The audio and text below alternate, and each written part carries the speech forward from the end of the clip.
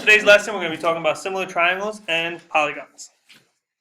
So angle-angle similarity for triangles states that if at least two angles in one triangle are congruent to two angles in another triangle, then the triangles are similar. So let's dissect it. So it states if at least two angles in one triangle, so here's angle 1 and here's angle 2 in my first triangle, are congruent, which means equal, to two angles in another triangle, let's say angle 3 and angle 4 here, then the two triangles are similar. And if they're similar, then they have some special characteristics, which we'll see in 1 second. Okay, so in this one I'm saying the triangles are similar. So triangle ABC is similar to triangle FEG. Right? So notice the notation here for similarity. So we just use a tilde here, right? So that right there is my notation for similar. So I'm telling you triangle ABC is similar to triangle FEG. And now that I know they're similar, we have some special characteristics. So look at the orientation of ABC. So triangle ABC similar to triangle FEG.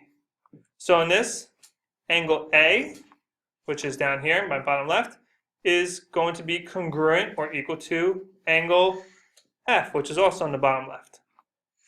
Right? And it's always going to go in this orientation.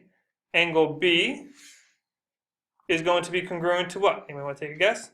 Will angle B be congruent to? E? Angle B will be congruent to angle E. Excellent.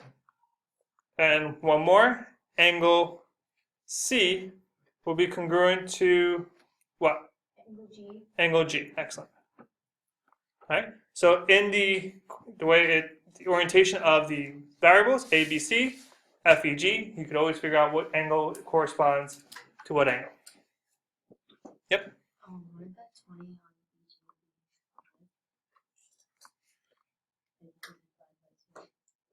Yep. Okay. So we're gonna make a little mistake, little error there. That's gonna be a 5. All right. And the angles are similar, and the sides are proportional. So I could say side AB. So I can say side AB is going to correspond to side EF. Side BC is going to correspond to EG. And lastly, AC is going to correspond to FG. All right, those are the corresponding sides. I have all the numbers labeled here in both these triangles. It won't always be in that way. Right? So eventually some of these sides are going to be missing, and you're going to be finding those missing sides, which we'll soon see. But here's the proportions. So I can say that side AB over AC, so I can say AB over AC is going to equal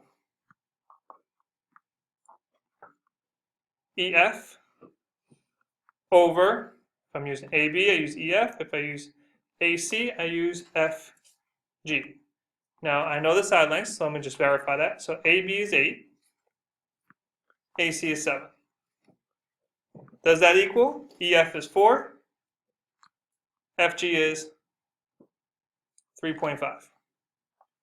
If I cross multiply, 7 times 4 and 8 times 3.5, will those equal each other? Well, what's 7 times 4? 28. And then what's 8 times 3.5? Also 28. So this would be 28 is equal to 28, and I verified that these two side lengths are proportional. Now this will work for any of the sides I choose, which is one of the characteristics of similar polygons or triangles. Right? We're going to do both, a little bit of both today. All right, so make sure you find the corresponding sides, set them up in a fraction, and use the corresponding sides again, and set them up in a fraction as well. Example, so I'm saying find angle X if angle XYZ is similar to angle ABC. So now I'm just testing you on whether you could figure out which angle corresponds to angle X, which is my unknown angle. So I'm looking for this angle here. So what would angle X be? Now notice the orientation of the triangles are not the same like in the last example, right? I lined those up perfectly so you could tell exactly which angle is which. But in this example, I tried to trick you a little bit and I moved the triangle around a little bit. I maybe reflected it or rotated it. I did something to it. But there is a nice easy strategy to figure out what angle X is. Let's take a guess. Y equals big. Oh, Y isn't big. So angle X will equal either 40, 110, or 30 because these two triangles are similar. Yeah. So which of those three angles do you think angle X is going to be? A. So you think it's angle 40. No. C. Angle 30. Okay, other guesses? C. 30. A. 40. A. 40. 40. Oh, C. 30. 40. 40. You're going to stop right there. So if you notice the orientation of the triangle, X goes to A. Y goes to B. And Z goes to C. So angle A is 40 degrees. That corresponds with angle X. So angle X is equal to 40 degrees as well. Example where we're going to use little algebra. All right. So I want to find the orientation here of these two. And I want to solve for this missing variable X. So here's my figure here. And I'll say, okay, well, I know this side's 8 and this side's 6. So if you need to orientate this so it looks the same, so maybe you want to tilt your head or tilt your paper, now I can match these up and say, okay, well, that's this, which we said was here, and the 8 was here. So now I know that these two sides, so this side corresponds to this side, and this side corresponds to that side. Okay, so if I wanted to, you can put variables here, it doesn't matter. So fractions, we can set up a proportion to solve this. There's a few proportions we can set up. So one proportion, I could do 9x minus 3 over 32 is equal to, so notice I went from the top, 9x minus 3, to the one all the way to the right, which is 32. So I'm going to do the top, which is 6, over the right, which is 32. That's one option. I could have done this the other way. I could have done 32 over 9x minus 3 equals 8 over 6. Again, just keeping the same orientation. So this time I did bottom right over the top equals the bottom right over the top. Another option I could have done was I took the top, which is 9x minus 3, over the top, which is 6.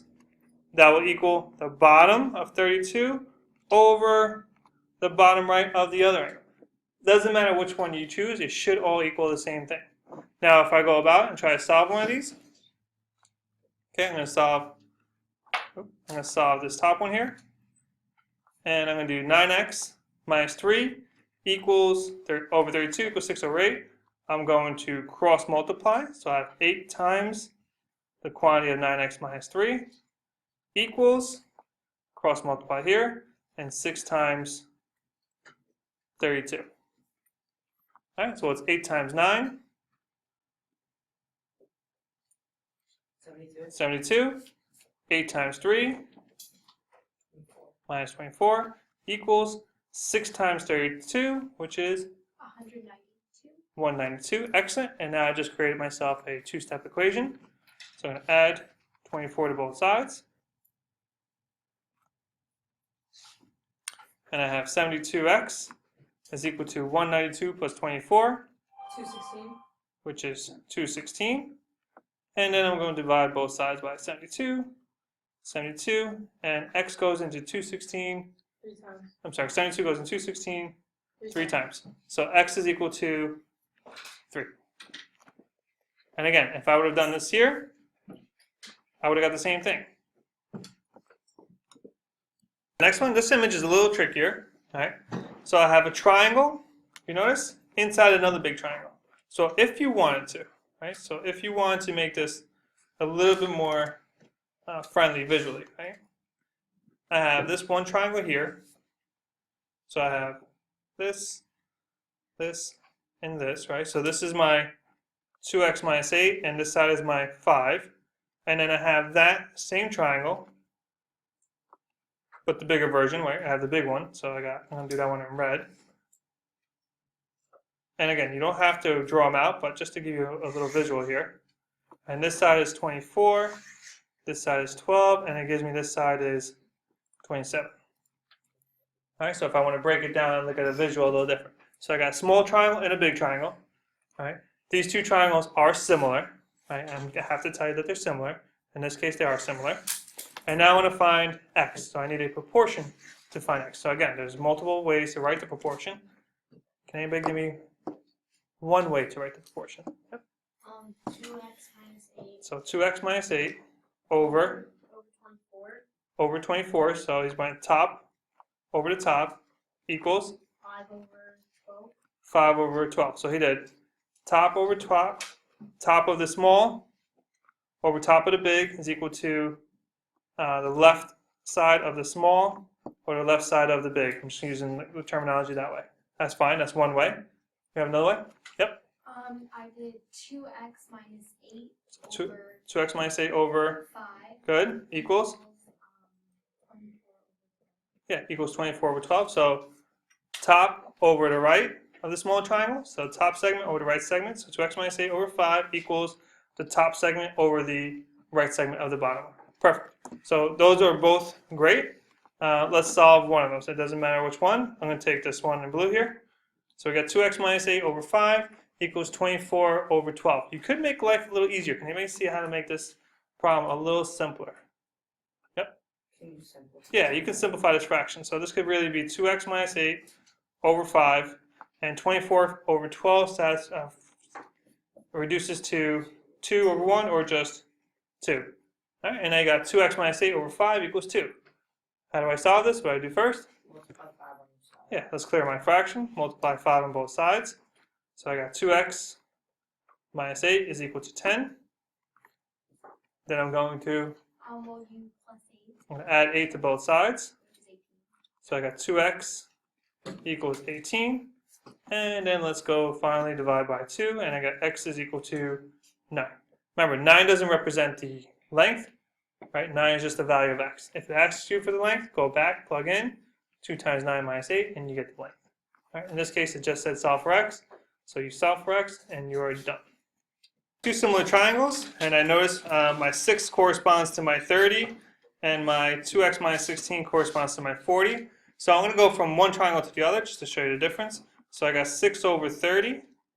Right, so I'm going in this orientation, and I'm going to use equals. And again, since I started with this triangle, I'm going to go from 2x minus 16 over 40. All right, that's one technique. All right, I could have done others. I could have done 2x minus 16 over 6 equals 40 over 30, or 6 over 2x minus 16 equals 30 over 40. So just keep going in the same orientation. 6 and 30 I see simplify, so this is 1 over 5 is equal to 2x minus 16 over 40. All right, I'm going to cross multiply. So I got 5 times the quantity of 2x minus 16 is equal to 40 when I cross multiply this way.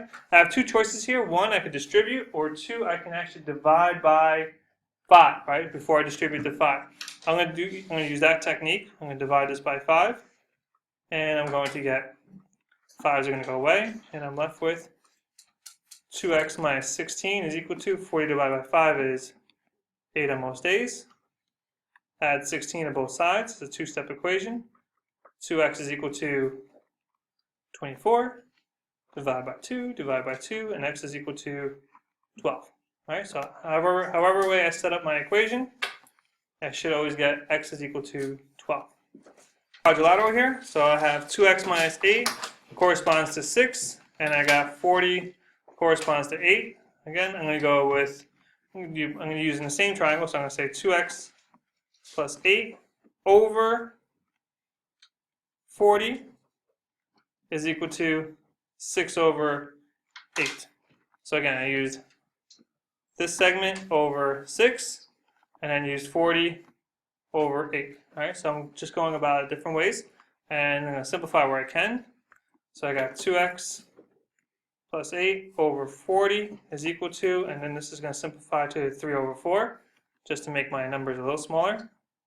Then I'm going to cross multiply, so I'm going to have 4 times the quantity of 2x plus 8 equals 3 times 40, and you can just write that one out as 120. I definitely recommend writing the 4 times the quantity of 2x plus 8 rather than trying to distribute that right away. I think that's a common mistake a lot of people make. And I'm going to go from here. I could either distribute to 4 or divide by 4. I'm going to choose to divide by 4 because 4 goes in 120 nice and easy. 4's go away, and I'm left with 2x plus 8 is equal to 30. Yeah. Subtract 8 from both sides. 2x is equal to 22. Divide both sides by 2. And x is equal to 11. Alright, so last one, we have a trapezoid similar to another trapezoid. I have all my lengths here, and I have all but one length here in the bottom. Again, I'm focusing on the 2x plus 9, so since the 2x plus 9 is in the bottom, I definitely want to use that bottom number. Now, my choice here, I can use the 8.4 and the 25.2, right, because those correspond, or I have a choice to use the 8 and the 24. Do we have a preference? 8 and 24. Yeah, 8 and 24 just seems a little nicer, so I'm going to do 2x plus 9 over 7 equals 24 over 8. Okay, so I went from bottom over to bottom, left side over to left side. So I took the bottom of the big trapezoid over the bottom of the small trapezoid. Left side of the big trapezoid over the left side of the small trapezoid. So keep that corresponding. So I got 2x plus 9 over 7. Make life a little easier. 24 and 8 is divisible. How many times 8 go into 24? 3 over 1. Good. 3. I'm just going to use 3. You could use 3 over 1 cross multiply, but I'm just going to use 3 here because I'm going to say I multiply both sides by 7 here. And I get 2x plus 9 is equal to 21. Subtract 9 from both sides. 21 minus 9 is 6. 21 minus 9. Oh, 12. 12. And then divide by 2, and x is equal to 6.